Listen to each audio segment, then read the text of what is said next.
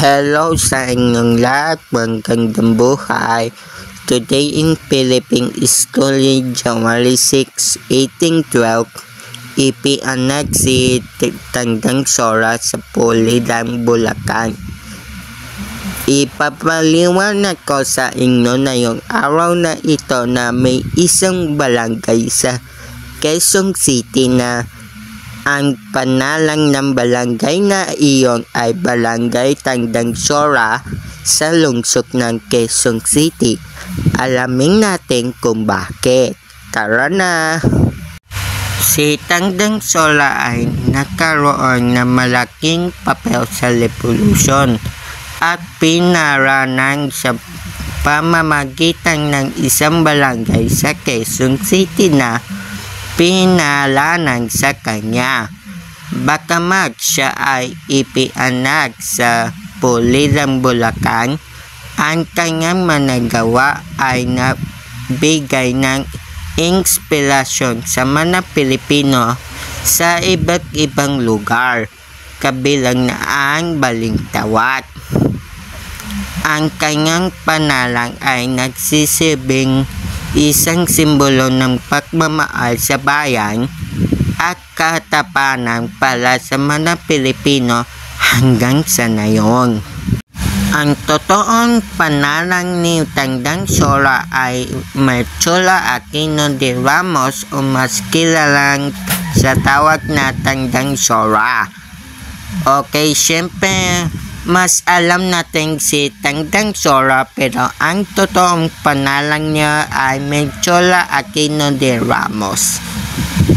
Ipianak siya noong Enero 6, 1812 sa Pulilan, Bulacan. Namatay siya Pebrero 19, 1990 sa edad na 107 taong gulang sa Tandang Sora, Quezon City.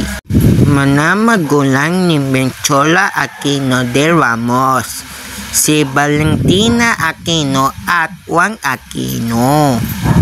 Si Tandang Sora o Merchola Aquino ay isang bayaning Pilipina na kilala sa kanyang mahalagang papel sa Revolusyong Pilipino.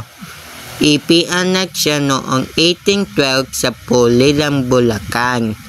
Siya ay isang matapang at mapagmahal na ina na nag-alaga ng mga sugatang sundalo at nagbigay ng pagkain at tiraan sa mga revolusyonaryo. Naging mahalagang ang papel ni Tandang Sora sa pagsuporta sa mga revolusyonaryo na naglalabang sa mga Kastila sa kanyang tahanan sa Pulilan. Itinago at inalagaan niya ang mga sugatang sundalo. Nagbigay din siya ng pagkain, damit at iba pang kagamitan upang suportahan ang mga revolusyonaryo. Ang kanyang papel ay nagbigay inspirasyon sa mga Pilipino na lumaban para sa kalayaan.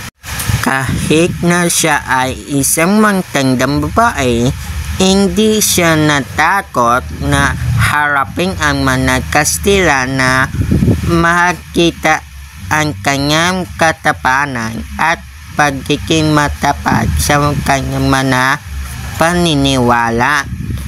Naging kilala siya sa tawag na Tandang Sora na nangangahulugang Sora. Dahil sa kanyang managawa, nakilala si Tandang Sora bilang isang bayani ng Pilipinas. Siya ay isang simbolo ng katapanang, pagmamahal sa bayan at pagiging mapabigay. Ang kanyang kwento ay nagsisilbing inspirasyon sa mga Pilipino hanggang sa ngayon. Okay, ito yung Barangay Tandang Sora sa Quezon City.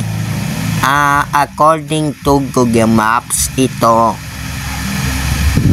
Okay, ipapaliwanag ko na dito sa video explanation ngayong araw na ito na anong talagang